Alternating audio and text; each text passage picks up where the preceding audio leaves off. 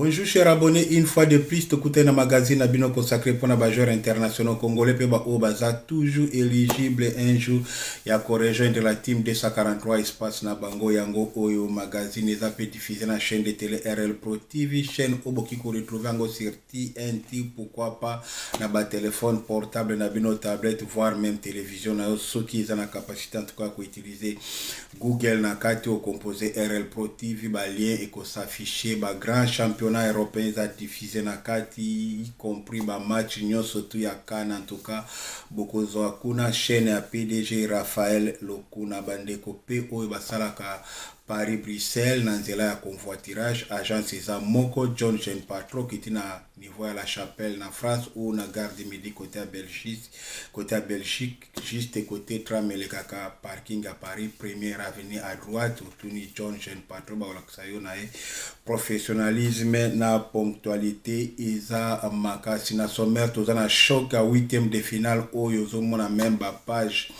officiel ya IFA eza ko annoncer match à Algérie na RD Congo et toyebike Congo nde aza kotia ba équipe nyonso surtout na actualité une fois tokuta ina bango. Pourquoi? Parce que Congo nde moto asimbi masolo surtout yango na tokopesa bino en tout cas ba détail ya match wana na kati toza pe na ba actualité misusu pe o par exemple Twanzebe aza na kati équipe type ya phase de groupe, c'est le seul congolais au hasard retenu et puis na ba information mercato pe o tozo pesa bino yango muteko sala surtout ensemble ya ba information nyonso surtout auto préparé pour na lelo. Donc c'est ça ba news na bino bolanda émission tina suka y compris ba intervention ya ba joueur pe bandeko misusu pe oyo balanda kabiso na kati ya chaîne baza place na lobaka toujours bandeko ta misusu bazalaka sima ya caméra biso muto zaka liboso to mibeta katolo teke toleki bango nyonso tout na connaissance. Donc c'est ça oyo essentiel pe ya émission oyo. Donc c'est ça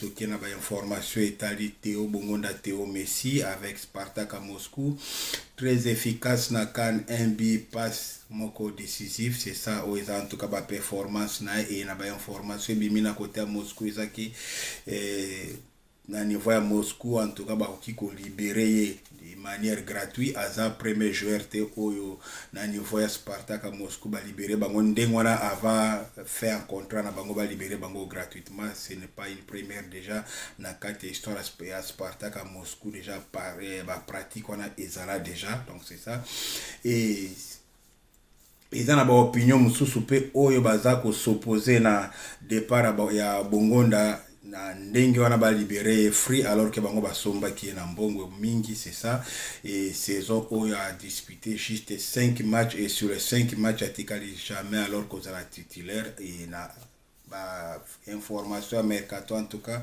kombo neza ko circuler na FC Séville o ba cocher kombo ya Bongonda y compris na Diranville pe o aza belgo congolais. Maintenant baza ko étudier choix ya bango mibale ceux qui va opter pour na Bongonda eza choix expérience ya joueur o surtout aza na connaissance ya liga avant que na Spartak à Moscou a koya de manière free, c'est-à-dire transfert ko zalate ceux qui balingi ba kende na carte ya jeunesse bako opter pour na Diranville mais il conseille faut passer la transfert parce que aza joueur ya Borussia Dortmund. Donc Hollanda dossier à Bongonda tina suka et on espère qu'en tout cas choix est à la pona Bongonda. Pourquoi? Parce que na ba échéance o ezo senga ba joueur baza vraiment compétitif baza la peine championnat moko relevé surtout match à Portugal. Pourquoi pas to mikaran ko assurer mois de mars contre Jamaïque ba joueur nyonso tout retrouver bango en super forme. Donc c'est ça.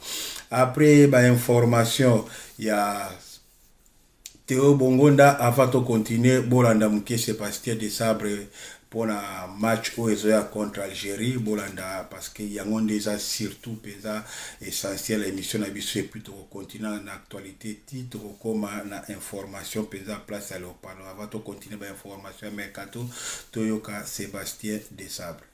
Bien sûr, c'est très excitant. Et puis après une CAN, quand vous gagnez une CAN, il faut passer par ce genre de match, de grands matchs. Donc on en a déjà un contre l'Algérie, comme on a eu contre l'Égypte à la dernière CAN. À nous de savoir bien manœuvrer et puis de passer sur le prochain tour. Et puis effectivement, on aura une autre équipe. Mais après, le Nigeria devra battre le Mozambique aussi. On doit se focaliser étape par étape.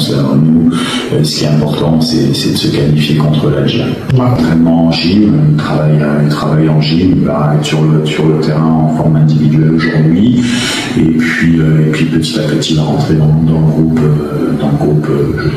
je pense samedi. On avait la possibilité de prendre 28 joueurs. J'ai préféré garder une certaine synergie dynamique avec 3 gardiens et de se garder une cartouche au cas où on avait eu il y a quelques années les Comores qui avaient eu des soucis de gardien, qui avaient joué avec un joueur dans les buts. Là, le but était, Dimitri le sait très bien puisque on a échangé.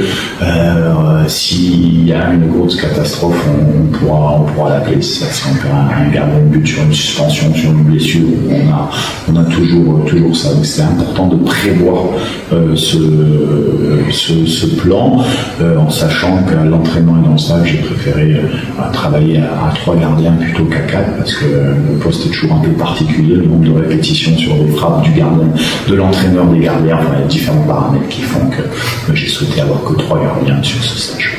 Nous, on est focus sur le match, on est focus sur nos fans à nous, c'est ça qui nous importe le plus. Après, plus il y a de gens qui nous supportent, plus on est content.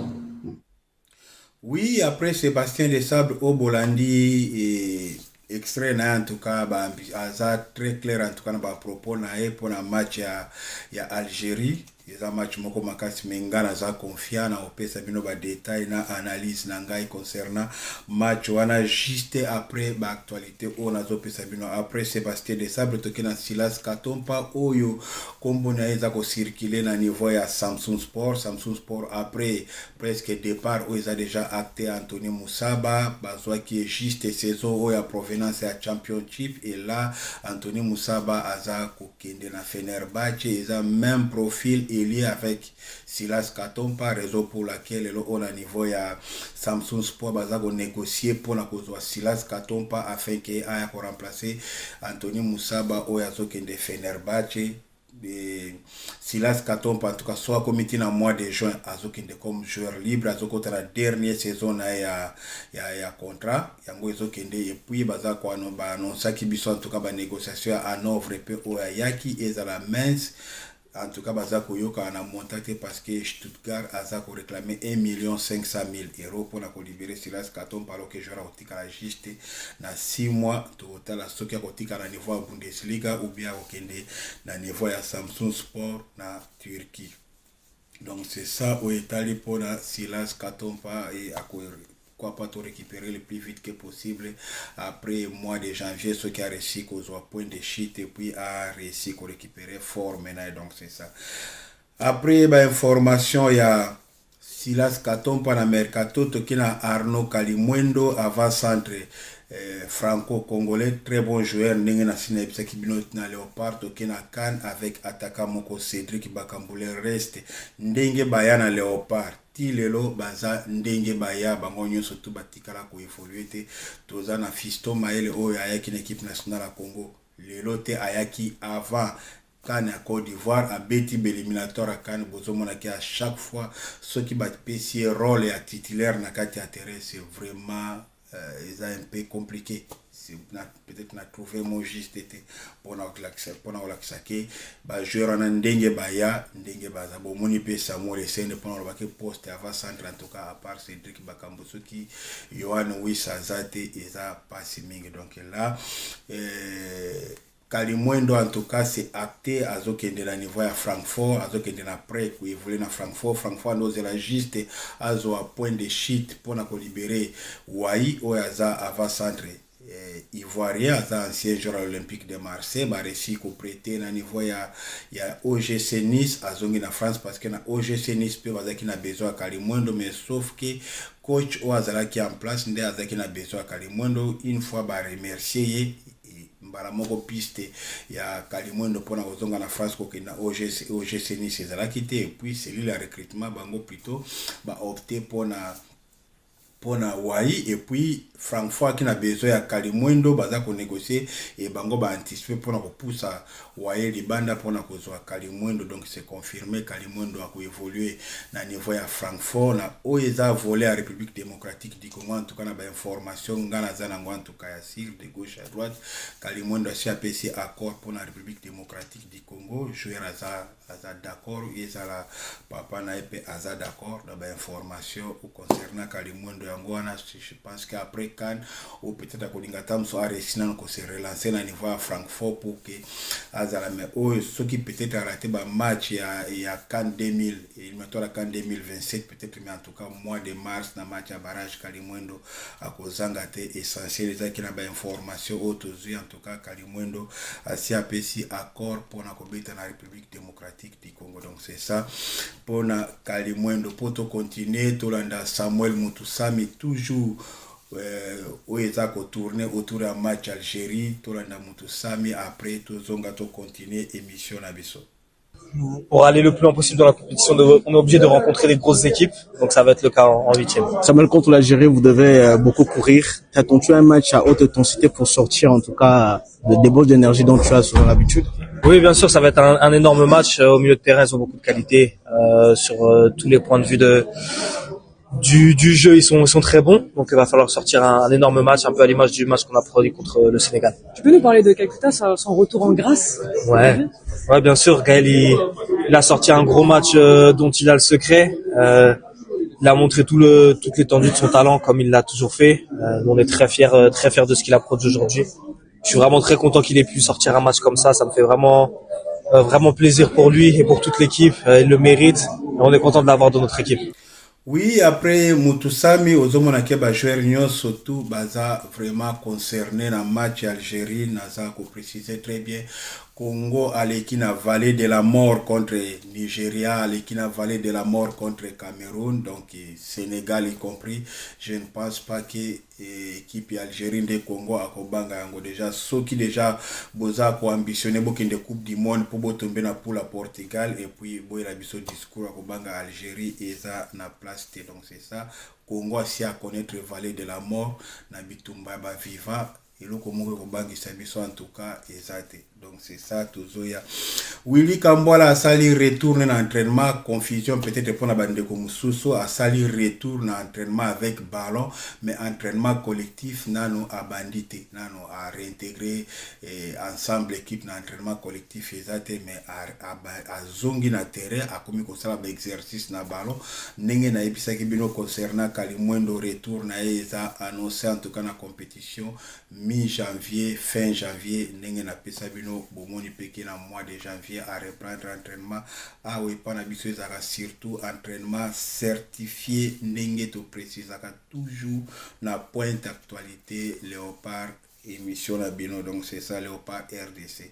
Bon continuer pour s'abonner massivement na kati ya chaîne au pour recevoir surtout ben information qui tokopé fiable. Actualité zape Arthur Maswaku oyo en tout cas moyena zonga na épisode ya match à Sénégal ezate Arthur Maswaku en tout cas azalaki na ba séance à photo oyo ezalaki organisé avec ba tenue tout le bas na sur photo to kende na nini ya tenue traditionnelle, c'est-à-dire botala qui avant Léopard en tout cas et voyager na niveau ministère sport ils na konde kona biso moko aza couturier o basinya ki surtout ba contrat pour na ko habiller équipe nationale et arriver équipe nationale à niveau ya Maroc en tout cas ba yaki na ba tenue de sport et là en tout cas ça qui séance photo avec ba chemise ils ont la couleur à Léopard. Tout le monde Arthur Maswaku a participé na shooting on a sans problème na soulier nous surtout là qui déjà que non problème est là qui a gravité n'enge Sébastien de ça en tout cas na niveau ya conférence de presse là qui juste avec qui na problème en torse mon na niveau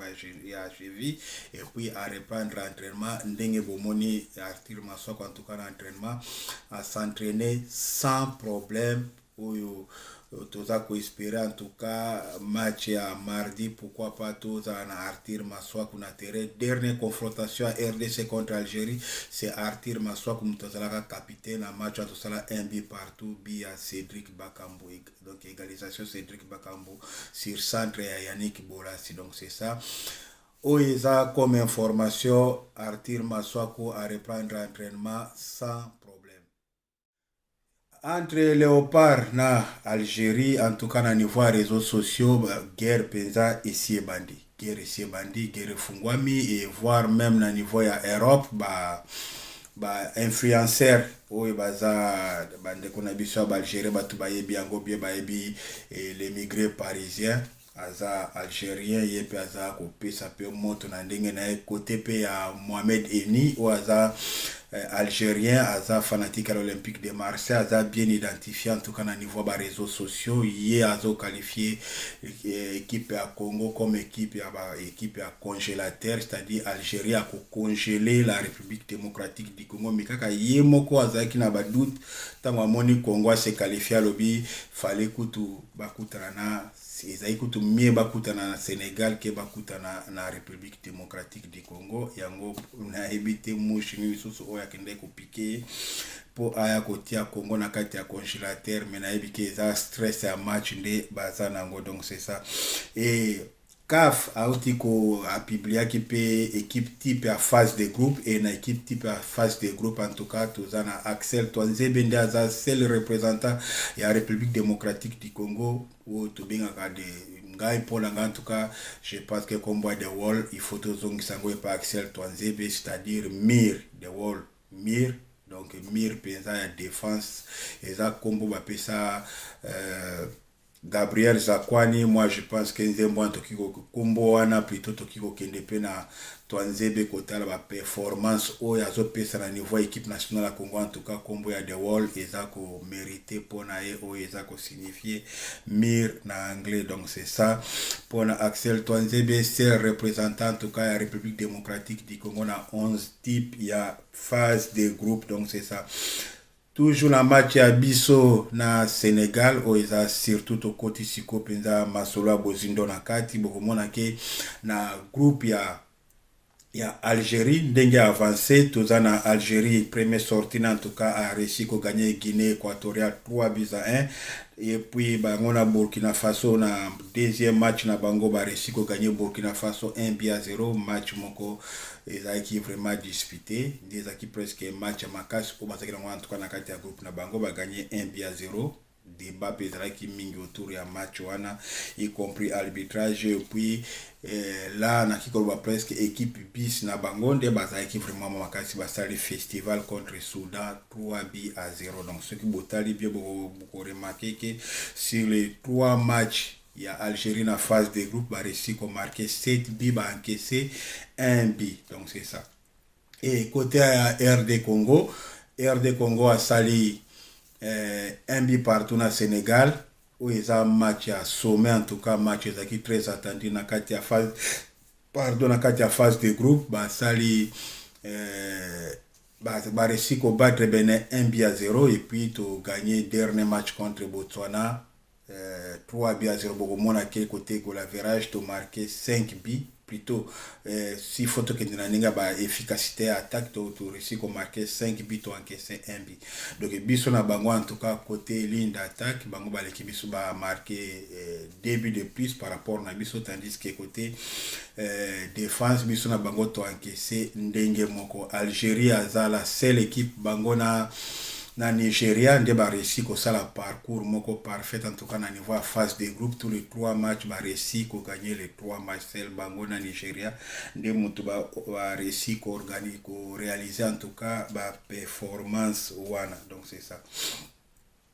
biso na bango en tout cas eza match moko makasi donc c'est ça eza match moko kitoko mingi seulement naza ko exhorter bande ko na biso mingi ba Congolais en tout cas baza la confiance surtout na équipe na bango pona ko analyser ba match surtout à partir à 8e de finale il faut kotala toujours ba donner pourquoi parce que ba match à 8e de finale eza ba match différent na ba match à phase de groupe eza différent na ba match ba éliminatoire à coupe du monde où eza presque na système à championnat donc c'est ça donc avant na pesa bino en tout cas ba détail nanga bolanda une partie ya bande ko na biso oyo ba pesa ki ba vi na bango en tout cas pona ba parcours ya ba match na biso ya Léopard pe na moi idée muke na niveau ya kandenge leki c'est-à-dire bokolanda no parti bandeko muke et puis parti na bango mususu bolanda na suka émission na c'est-à-dire to kaboli eza à peu près 5 ou 6 vidéos donc to pesi na 3 et puis oyekotikala bokolanda na suka émission bolanda après to kota penza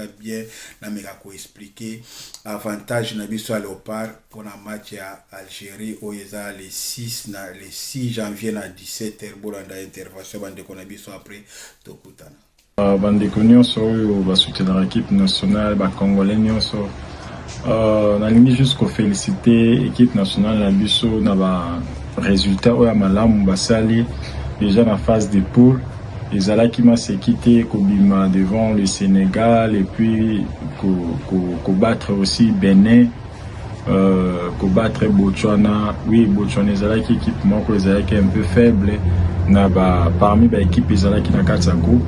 Mais faire face au Sénégal, c'était pas facile. Mais jouer en ambition, la qualité, démontrer qu'ils peuvent tenir devant n'importe quelle équipe, devant n'importe quelle nation. Il y a Afrique, la grande nation, il y a Afrique. Alors, ils ont phase manko et les cas qui m'alarment pour n'angaï parce que Tobimi déjà na 5 billes marqués, on a quelque chose de bon. Oh, surtout ils ont m'alarme, ils ont que attaquant na biso marqué bien qu'il y a makambo sous faut ko bongisa ko renforcer attaque soit ko travailler encore ko aller un peu laisser devant les billes parce que rater ils allaient ébélé. À part ça vraiment la défense nous devons féliciter notre défense parce que défense na biso ils tenir vraiment makasi donc tout ça pour toi encaisser vraiment ils à la passe parce que défense même chose à la Makassi. Alors pour la continuité, je crois que contre l'Algérie, ça ne sera pas facile. L'Algérie, c'est équipe moko amunene en Afrique, ils ont ça la plus bas résultat malamu et cause à la facilité. Alors pour le truc aussi c'est que coach Nabiso faut travailler beaucoup plus na bataka Nabiso. Tala tout moni maele devant Botswana ko yiko habiter, Sina ko yiko habiter. Donc apparemment attaquant moko makasi tuzana ezaka Cédric Bakambo alors que tuzana 4 attaquants na équipe wana. Donc en tout cas staff technique il faut travailler pour que amélioration vraiment ça les makasi côté attaque na biso et nous croyons que na 8e de finale au Tokobeta na Algérie nous ferons un bon match et puis résultat vraiment ya malamu kozala tuoze la résultat ya malamu.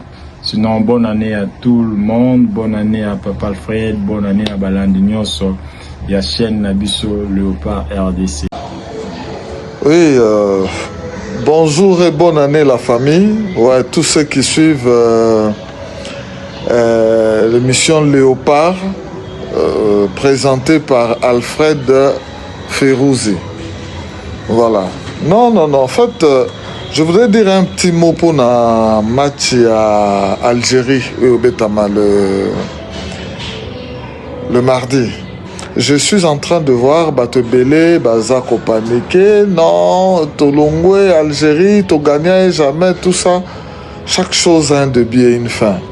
Moi, je pense que qualité, il y a des joueurs au Betana Bango Siko, au Tozana Bango, Léopard Azana Bango. Il n'y a rien à craindre. Ce n'est pas un hasard, hein. Vous savez, ce n'est pas un hasard le fait d'avoir tenu tête dans l'Égypte, au Maroc. Contre, on a tenu tête au Sénégal 1-1, pas in Abango à Dakar. Malgré tout, par la 3-1, nous sommes allés pour gagner Cameroun, Nigeria. Déjà, le match à Sénégal, les matchs Moko Oyoyo. Et qu'on confirmer ce qui réellement a qui chance. On a fait 1-1. Et puis, au bandit côté Sénégal but, l'Algérie, ils ont un foudre de guerre. Si nous aspirons à aller en Coupe du Monde Oyoyo, Tolingato gagner soit Jamaïque ou bien Nouvelle-Calédonie pour rencontrer le Portugal et Cristiano Ronaldo, donc Algérie et Kobani Sabsoté. Moi, quand je vois comment est-ce que le Parazak Obeta Mikolo, comment Bazak organiser le jeu, et je me dis il n'y a rien. On a tous les éléments pour le bousculer et puis pour gagner ces matchs-là. Après l'Algérie, on va rencontrer le parcours. Il y a le parcours Moko, le parcours du combattant vraiment. Donc, ça parcours moko oyo ya blague te. Tobet en Algérie. Après, sûrement, on va rencontrer le Nigeria. Le Nigeria qui nous a foutu la merde. À Kolinga s'est vengé. On va battre le Nigeria. Et on va rencontrer le Maroc en demi-finale. Il est pays organisateur. Et là, on va battre encore le Maroc pour rencontrer on ne sait qui au Kozala na finale wana. Et je pense que ce Sali parcours wana, même Bissomoro, on va plus douter de nous. Et puis il y a un respect et qu'on s'installer dans le monde du football sur le Congo. Et moi, je pense que nos joueurs sont prêts à faire ça. Donc, il n'y a pas de problème. C'est le football, allons-y. Tout va m'embêter bien. M'embêter bien. Ce Nathalie, joueur de Bazobeta, Nathalie Moukao, comment il a joué. Et Nathalie, Piquel, bon, il a raté. Il faut vraiment Babandaroti en Nakati. Si Nathalie Nagno, Gaël Toye Bango Banda Kala, déjà, puisque Gaël, Bisso Alfred Abanda Oloba, Bisso Mamba, Gaël Kala, il avait encore 16 ans. Je me rappelle, Gaël, déjà à l'époque, Gaël Azalaka, déjà, c'est un génie. Et je pense que c'est pas en vain d'ailleurs qu'il y a Yaki.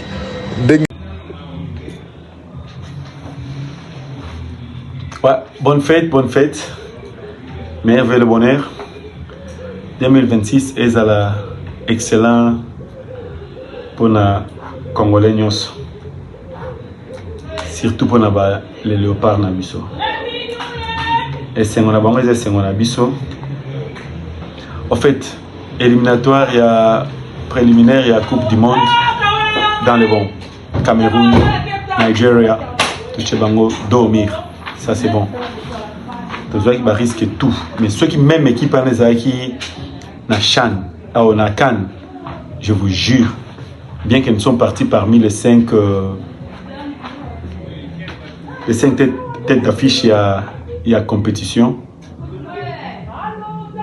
Mais il faut tout, mais quelque chose c'était sur nos sélections, notre sélectionnaire. Et en fait, pour autant, on a besoin de victoire. Mitema.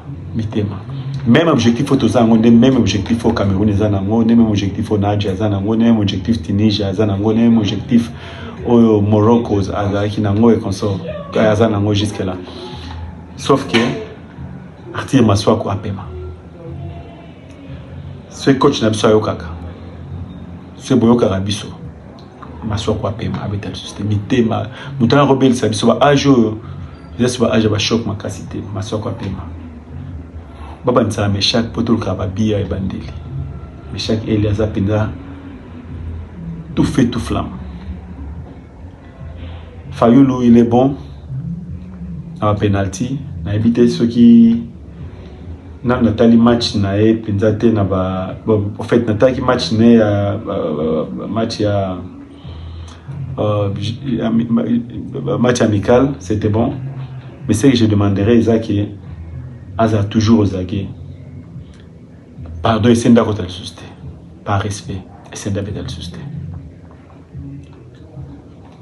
Bakam Bako Tsakaï, toujours dans la première période, pour renforcer Tsakaï, na Meshak pour Wachabi. Bemba 5 sur 5. Il n'y a pas à dire. Donc, les léopards, je vous salue. Tant qu'il y a Wakande, good luck. All the best. Allez-y. Oui, après première partie, Bandeko Nabiso va intervenir en tout cas dans la émission Nabiso désormais nous sommes dans la phase finale à Cannes Senga Bandeko Nyonso tout au baza intéressé Bandeko pe baza ba connaisseur ninga na lobaka toujours biso ba toto présenter ka ba émission et la kisite que tout l'équipe Bandeko au baza sima ya caméra na connaissance c'est-à-dire eza na Chine, eza na Congo, eza na Japon, Corée partout place au Nyonso tout besoin en tout cas possibilité à kolanda émission oyo botinda biso pe ba vidéo na bino toujours à analyse surtout après match ou avant match ce besoin de biso juste ba vidéo il y a 2 minutes 3 minutes et 1 minute 30 secondes tout ça c'est-à-dire nous mon capacité mais en tout cas vidéo et les 3 minutes té botinda biso to banda toujours côté ba vie na bino na kati ba émission auto za ko partager donc numéro est plus 33 7 49 60 34 04. Au tiers code à France plus 33 7 49 60 34 04 na WhatsApp otindi vidéo na antuko sali analyse opesi avis na yo na moins de 3 minutes en tout cas bolimbisa muke na moins de 3 minutes na ba émission bomoni to banda toujours ko partager pe ba avis na bino ndenge bomoni pona na ko se compléter surtout pona ambiance akana en tout cas de numéro yango na za ko répéter en tout cas na za sur et bozomo nango pe na sengi na ndeko nanga na niveau de réalisation en tout cas à afficher numéro désormais botinda ba vidéo na chaque émission to bandotia ba vi na bino na kati émission tika nekosila yango eza en tout cas eloko oto senga bino surtout to zala na esengo wana ya ko partager biso na ba abonné pe na bandeko nyonso tout o bazo sepela na ba contenu oyo toza ko présenter. Donc c'est ça na zongi na situation ya match ya biso na Algérie naza ko expliquer bien bandeko baza na stress en tout cas balongola ba stress il faut que se baser vraiment na ba analyse beaucoup mona ke Léopard si fona zonga na des dernières années c'est-à-dire tout bima lelo awa to zonga tina Côte d'Ivoire to sala voyage na sens inverse to zonga na niveau ya Maroc beaucoup mona ke ceux qui te le bito que les ngwana déjà Algérie a beti si même ceux qui na longwe na CAN à Maroc beaucoup mona ke na deux derniers CAN au Algérie a participé à sali presque fiasco na deux CAN maintenant si fona zo dernier CAN poto comme lelo na expérience à phase de groupe auto na expérience à phase à 8e de finale c'est-à-dire ba match à élimination directe beaucoup remarquer que nos équipe nationale à RD Congo a plus d'expérience que équipe algérienne. Pourquoi? Parce que na dernier CAN Congo a kenda na demi-finale et Algérie a qui na phase de groupe à se qualifier qui même pas na deuxième tour tous na ba joueur au bakenda na dernier carré même c'est-à-dire que même côté gestion émotionnelle ya ba match à élimination directe na ba séance ba tirobi ba joueur na biso baza déjà na expérience na baza na ba acquis wana oyo na kati ya groupe oyo Algérie azanango en tout cas à part ba ancien oyo net baza wana ba Ben Sabaini ba Aïssa Mandi ozi ba Ria ba Mahrez ozi ba Buneja de bazana ngo mais le reste ceux qui aussi ba Moura ozi Maza o baza ko surnommé Mazadona aza jeune joueur pétri de talent utaki na niveau ya deuxième division na Bundesliga ba sombi na niveau ya Bayer Leverkusen juste après départ ya coach na bango na niveau ya Real de Madrid de basomba ki petit wana en tout cas numéro 10 aza très bon joueur aza joueur formé na Hertha Berlin na deuxième division na Bundesliga aza selon certaines sources aza suivi na niveau ya Barcelone aza na début et puis passe moko décisif un très bon numéro 10 des joueurs surtout ya ko surveiller et là peut-être naza ko continuer ko pe sa confiance toujours na Moutou Sami j'espère qu'en tout cas ba ko réussir ko maîtriser petit wana na niveau milieu de terrain avec Noah Sadik c'est-à-dire exactement que no système moko monté autour ya Maza mais aza jeune joueur pétri de talent très bon joueur en tout cas même na niveau Bundesliga aza vraiment annoncé comme futur ne naza ko préciser bino par rapport à ma source mais sous Barcelone aza ko landa en tout cas ma prestation na donc c'est ça oeza et beaucoup mona ke na bango nyo surtout na cité wana na ba match peza ya ba élimination directe nano batikali ko passer na réalité wana te alors que ceux qui tozi au satire na biso oeza ki na kate Égypte ba viva ki déjà réalité wana là tozana ba Moutou Sami tozana ba Charles Piquel tozana ba Simon Banza ba Cédric Bakambu déjà ko tout baza ba expérimenter depuis kala ba Chancel Mbemba et puis tozana jeune génération oyo uti ko rejoindre groupe wana pe oyo baza ba réussi ko acquérir expérience wana ya gestion ba émotion ba match ba élimination directe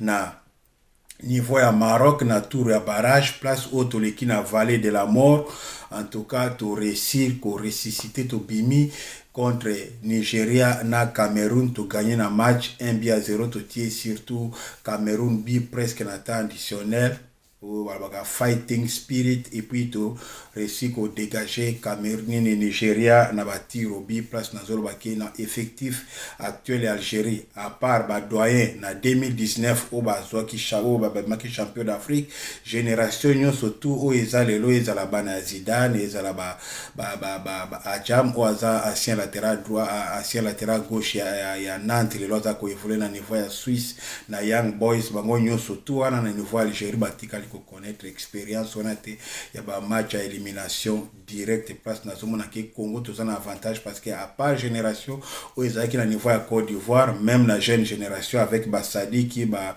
Ange Balikwisha ba Nathanaël Mboku basi baleki déjà na vallée de la mort na ba match à élimination directe contre Nigeria na Cameroun on a toujours ezalaki bénéfique peut-être pour la biso parce que à partir des matchs on a surtout déclic à makasi to réussi ko magasiner surtout confiance à makasi autozo que de la série ti lelo opet iresi ko tia biso na actualité bokomona ba match nyonso tout ce qui Congo akutai na bango eza on dirait zaiko tozo fula ba équipe nyonso tout oyo baza en face ya République démocratique du Congo ezalaki Sénégal bomoni ke biso tolongola Sénégal akobeta na Soudan actualité zate mais biso tokobeta na Algérie yango nde mutu eza match ya munene oyo eza en tout cas tête d'affiche ba match nyo surtout ya 8e de finale place na zo sabino ki en tout cas ngana za confia côté la surtout expérience ba match à élimination directe auto zanango na effectif Algérie à part ba doye ba maki champion d'Afrique jeune génération nyo surtout eza wana en tout cas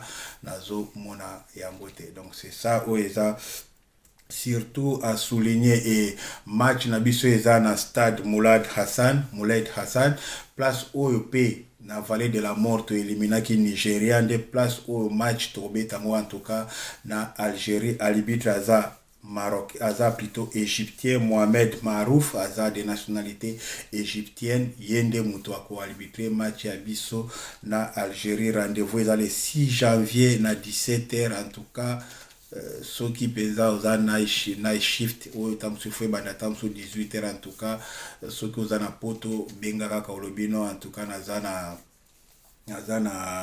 gastro parce que na milia misala en tout cas mindele balingaka koyoka likambo ya gastro te ndeza la gauche auto beta en tout cas ekotaka parce que ba kosenga yo mukanda hôpital te bengaka obi en tout cas na gastro ndenge na zawa en tout cas moye zate ba otiko tranquille parce que wana match wana mutu moko te akolinga arate match à Algérie RD Congo donc c'est ça et toujours na même continuité ce qui t'ont réussi en tout cas tokoleka Algérie parce que ngana za confiance to l'équipe bango toza na possibilité à okutana na Nigeria na niveau ya quart de finale boyebi histoire à Nigeria en tout cas baza na match contre Mozambique lundi na FES baza na match kuna et soki baleki et que biso pe tokoleka contre Algérie rendez-vous ya biso na Cameroun biso na Nigeria en tout cas ekozala le 10 janvier na Marrakech ekozala retrouvaille ya République démocratique du Congo na Nigeria yango wana place na msusu tozo pesa rendez-vous na bandeko na biso ba Nigeria poto la kisabango chose que non to beta ki bango par hasard te mais to beta ki bango na ndenge ya solo et puis ezana détail moko ya muke o etikali fala ki to réglement na suka na Sénégal détail wana il faut ici la kaka na kan oyo malgré que bête noire na bango azana parcours na bango parce que parcours à Sénégal akokutana na Côte d'Ivoire na nzira metoza vraiment ko senga prière na biso ezala exaucer pa nzambe a réussi koleka na gauche biso ke na droite to kende ko régler dernier détail auto okutana nango na suka bolanda bande ko na biso nyonso tout o batikali ba PCP détail na bango analyse na bango et puis to conclure émission na biso bolanda bango oyo ba image nyonso tout etikalaki. Bonjour chers tous, j'espère que vous êtes bien portants. Je tiens vraiment à remercier notre confrère Ferrouzi pour le travail qu'il est en train de faire. Vraiment c'est un homme qui travaille en coulisses, très silencieux, mais il travaille énormément pour nos parts. Alors, j'aimerais laisser des analyses concernant la phase de groupe qui vient de terminer. On est sorti vraiment vainqueur parce qu'on s'est qualifié en 8e de finale. Alors, quand on veut analyser la phase de groupe, c'était un groupe vraiment, on peut dire moyen, parce qu'il y avait presque 3 catégories. On était en face du plus faible, une équipe moyenne, et puis on était en face contre une équipe plus forte. Alors ce qui veut dire qu'on a essayé de revoir les qualités que possède actuellement la RDC. contre l'équipe moyenne, on a fait quand même un match moyen. Contre l'équipe faible, on a montré qu'on était très fort. Et contre l'équipe plus forte, on a montré qu'on était aussi plus forte. Parce que ça fait déjà 3 matchs avec le Sénégal. Là, on est côte à côte. On a joué 10 matchs. Là où le Sénégal ne s'est pas en sorti avant la dernière journée. Ce qui prouve la progression de notre équipe nationale.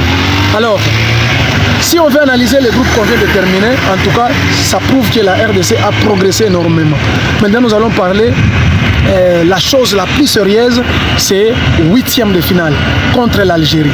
L'Algérie, c'est une équipe vraiment techniquement bon. Il y a des individualités très très propres, mais si nous devons gagner ce match, on doit d'abord commencer par bloc bas. En première mi-temps, on peut aller avec bloc bas, c'est-à-dire essayer de bomber parce que l'Algérie est très forte. C'est en première mi-temps. Si on essaye de gérer la première mi-temps, on va gagner ce match. Parce que en deuxième mi-temps, on peut vraiment changer de style et puis on peut amener la rapidité et puis on peut battre l'Algérie facilement. Merci et bonne continuité de la journée. Je vous remercie. Eh bien, bonsoir.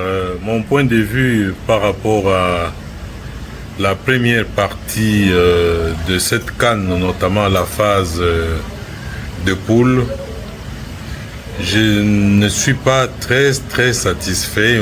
Je dirais même que je suis très déçu de l'arbitrage. L'arbitrage a été très mauvais dans la plupart des matchs, en favorisant beaucoup plus des têtes d'affiche ou des équipes considérées comme favorites et en défavorisant celles qui sont considérées comme des équipes de seconde zone. Je pense que c'est le point, pour moi c'est le point noir de cette CAN.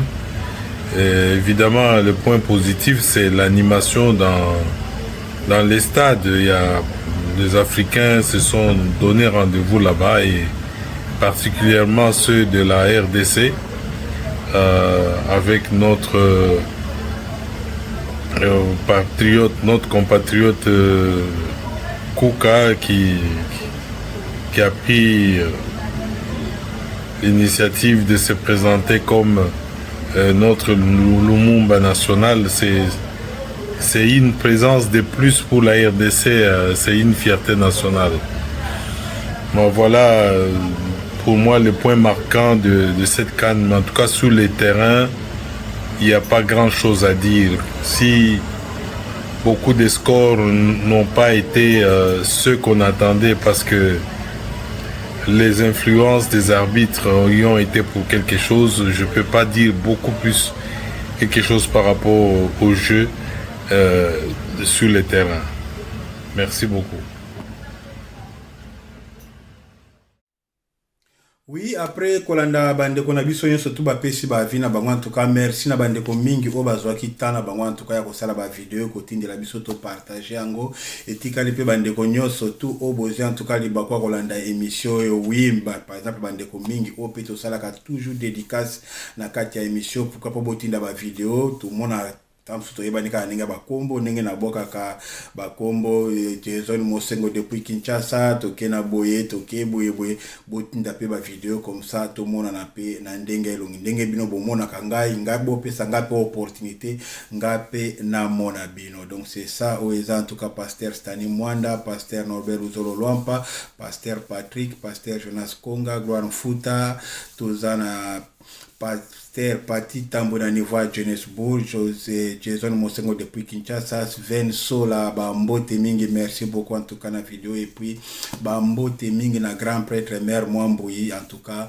Bambote mingi, Tenal Mukendi, Bambote Dieudonné Betu, Jean-Marie Pera depuis Brooklyn, Sida Costa, Tozana Gerinasa, Martin Mwamba, Jean-Cis Lage, Ale Wangata, Chansar Wangata, merci beaucoup na vidéo. Pourquoi pas Charles Mundeke na Paris, Archange Wechinja Dipe, nazo la video Blaise Muzandu El Patra Onaren Aronzinga Ali Luzolo na Congo Central Corne Muyembe Tamfumu Alain Kelele Placituta Alain Mbouza Beni Mermoze George Pani Nalikasi il faut tinda video de la muziki Eugène Mabira Tishik Zola Tozana Mwanda Lusambo Isaac en tout cas Bambote Herman Mamenga pourquoi pas Paka Joël Tozana Trésor Mupenga pe sala video otinda Yannick Makobo na États-Unis Bambote Mingi Christian Vinciangani Joseph Wantete Igor Banda Charité Baindama na Libreville Sage Ndwenga Joël Kipengi Gloire Kipengi Steven Sekila RADB Lucas Omari Kawaya, merci beaucoup Kingi Zuma, Raphaël Okuna PDG RL Pro TV, Chris Momanga, Luizongo Wangu, Mumbere Angelo, Santuka Bandekonyo, surtout vidéo za mwa mulai, mwa ito continue mingizate Vaneston Mabamba, Edin Tingi no kontamba, David Koya Bandekonyo, surtout Junior Nzita, Serge Mwarabu, Jonathan Mwarabu, Tokutana Bongo à la prochaine, merci beaucoup.